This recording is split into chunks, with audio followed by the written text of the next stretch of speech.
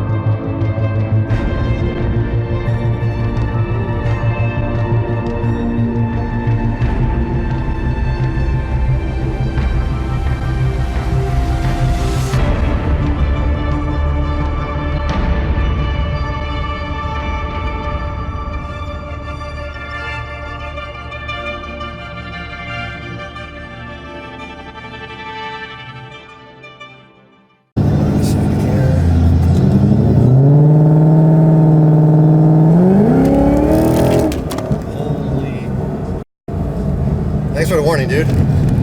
Hey, I'm gonna step on the gas. Oh yeah, dude, thanks, man. Well, let me just recuperate my anus and put it back on my stomach. Alright. Where do you want to go? Left, right? I want to go home. I'm traumatized. You can take a ride if you want to. Just talk about the car first and then do some pulls on the highway. How's that? Alright. I'm here with Rich. He just gave me a heart attack. Anyway, I don't know what to say because I'm just waiting for the gun while I'm talking. It's not gonna happen. Anyway, I promise you I won't do it. So this is my newfound friend Rick. I've known him through Facebook, All Cars United Facebook, and he's part of the Connecticut Mustang group. Yep. Rich has a 2015 Mustang GT. So Rich, what do you have done to this car, man? It is a Whipple 2.9 Gen 3. 10 rib, 6.25 pulley, 4 return style fuel system with twin 450 Walbros, ID 1300 injectors, P&R ice tank, and separate fuel cell. What else have I done to it? Oh, digital dash. Dude, how much power do you have to the wheels on this? It's 850-ish. 850-ish thereabouts, depending on the dyno. 700 pound-foot of torque. 850 horsepower, 700 pounds of torque. I know you have transmission issues, by the way. Yeah. Care to tell them about that? This is originally an NT82 car, which is it's now a 6R80 swap. So we're having some transmission issues, some shifting issues. Watt pulls are fine. I had a slip in third gear last night, which cost me a race. So we've got to diagnose what's wrong with the transmission, which means pulling everything apart and trying to figure it out. Weakest link in the transmission is the planetary, which wasn't built, and the stock converter. So hopefully I just grenaded the converter, and that's it. I think I can smoke you with my 600 horsepower GT500. Probably from a startup, yeah. No, I can't. It's on E85. Dude, I was joking. I have no traction as it is, and it's slow as no, that was an absolute joke. I should also mention we are on billet specialties, single bead locks on the rear, skinnies up front. The car is specifically designed for quarter mile. So if you want to see what a real pull feels like. I really don't, but I kind of do. Yeah, this is a real pull. So, yeah, but I'm over now.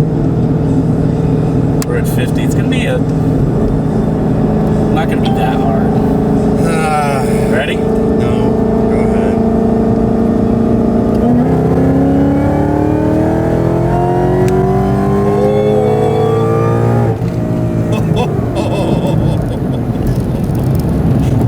Do it without my glasses on. Go do it again, dude, because this You gotta do it because my eyes were, I know they were flying off my fucking head. I'm I'm not embarrassed. This is beautiful, man. Seldomly do I get into a car that gets this kind of adrenaline going. Holy f, this feels good, man. You want to flip around on Windsor? Flip over or flip around? Come back around. Yeah, it's up to you, man. Yeah, if you want to give me the keys and swap cars for a week, I'll do that too, man. Holy f, dude, this thing is beautiful. That was just outside of the power band. That was at 3,500 RPMs.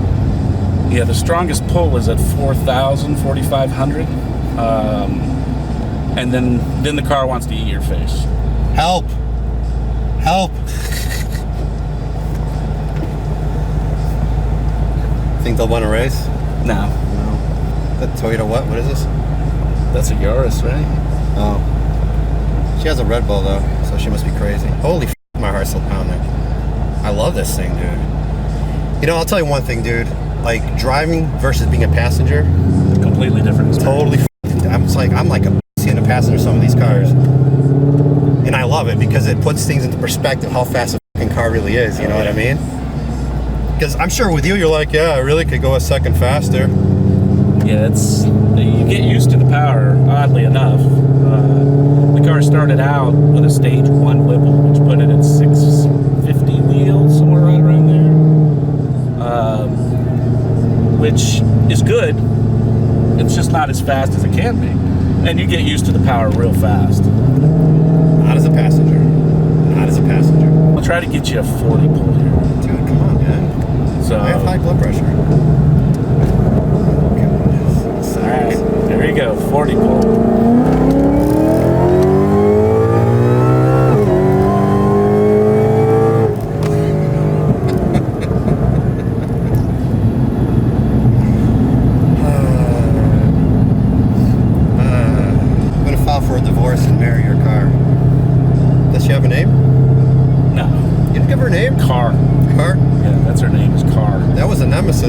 Remember? Yeah. Remember that shit? Yeah. We're old.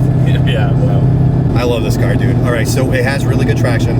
I'm really surprised, but you do have some massive fucking wheels in the back there. Yep, Mickey Thompson ET Street R's, 305s, 17-inch, 28-inch tall tire. Dude, how interested would you be to race some people for my channel, calling them out? Sure. Remember you posted so I'm going to tell you a story, guys, because obviously you don't follow me in All Cars United because, you know, I probably don't pitch it enough. But I had a post, I think you posted your car, about filming your car about its horsepower. And then you said something around the lines of not a lot of people want to race it because of the power output or something like that. I don't know exactly what it was. Not really being a dick, but, you know, when you have a car with this power, you really kind of go into a league of your own where you're not going to waste your time with Joe Schmo with a stock car or whatever. Yep. And then my buddy Greg, the guy with a stupid SRT8, put a comment in there saying, I'll do that. You saw that comment. I did. I'm going to put a screenshot in this here. Yeah. So basically, Greg, with his ridiculous SRT8 Jeep, by the way, I'll post a link above if you haven't seen, pretty much said that he would be willing to race this 5.0 Mustang. Would you like to say anything to Greg in video?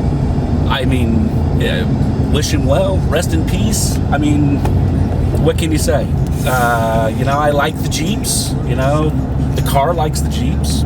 Why it loves eating them. Oh, this is President fast Jeeps, fast cars. Bring them all. You know, SRT8s, definitely fast cars.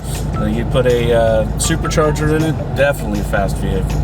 Got a lot of weight to overcome. They do. This car is not light. It's 3,900 pounds and change without the driver, and I'm every bit of 100 pounds. So probably 4,200 pounds versus his 4,700. Yeah, and Greg's a big boy. He's close to 300 pounds of meathead. Yeah, so he's close to 5. So yeah, he'd have to make some pretty significant horsepower gains in order to beat this car. Right, so let's talk about Greg's Jeep for a second then. So you guys know what's going on with that Jeep. That Jeep is fully built, not an exaggeration.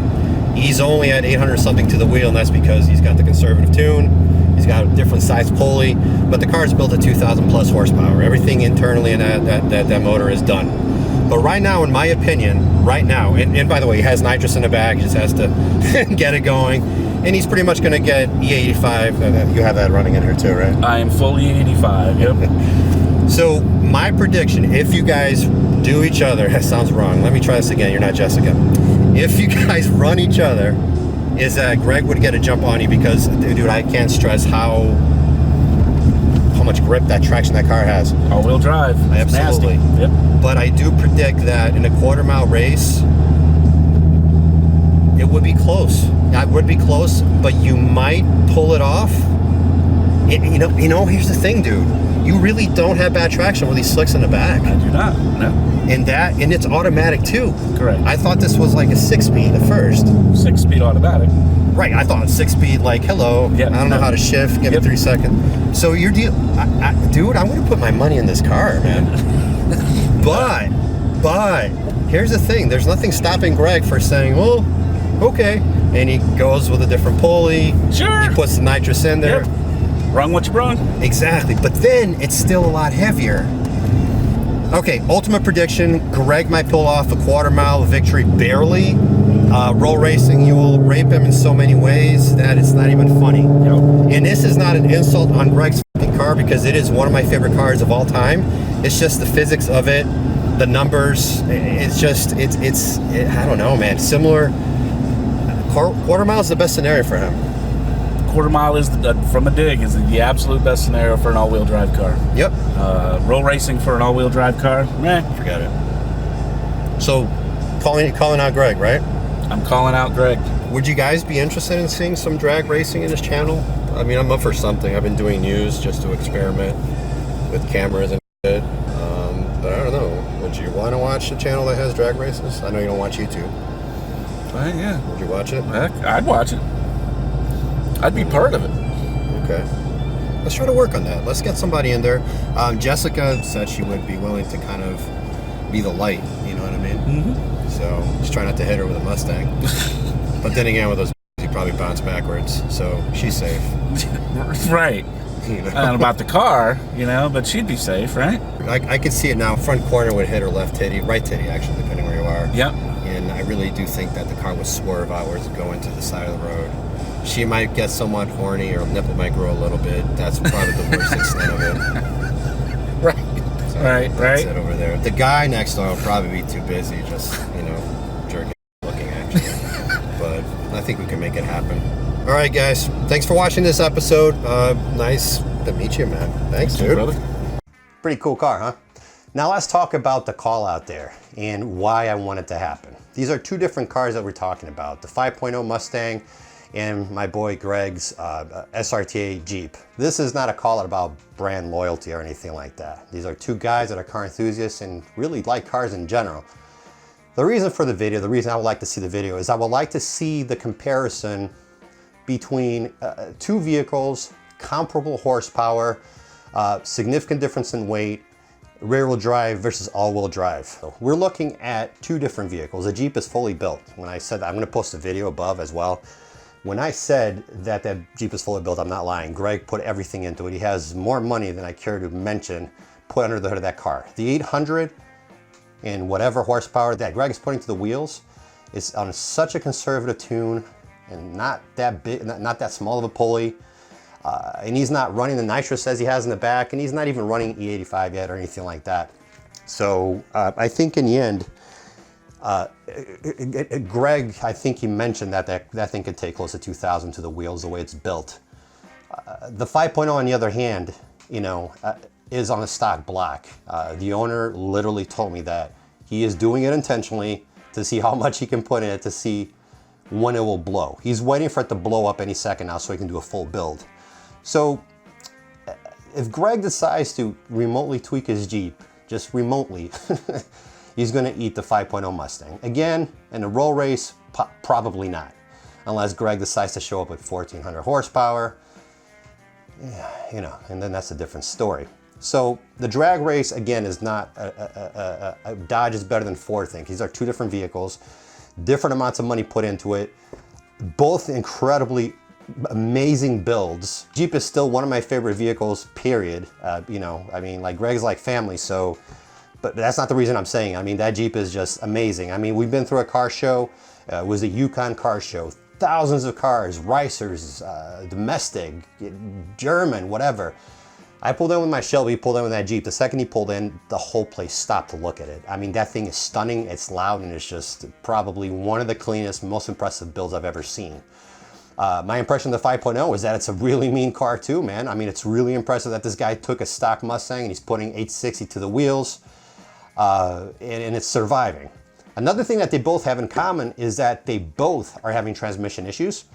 I think that the Mustang might be having more issues than the Jeep as far as the transmission goes, but they're both starting to show a little bit wear and tear. It means to the point, when these two cars race, guys, don't think that this is something that you can do with your car. These are not accurate representations of what both of these cars are stock.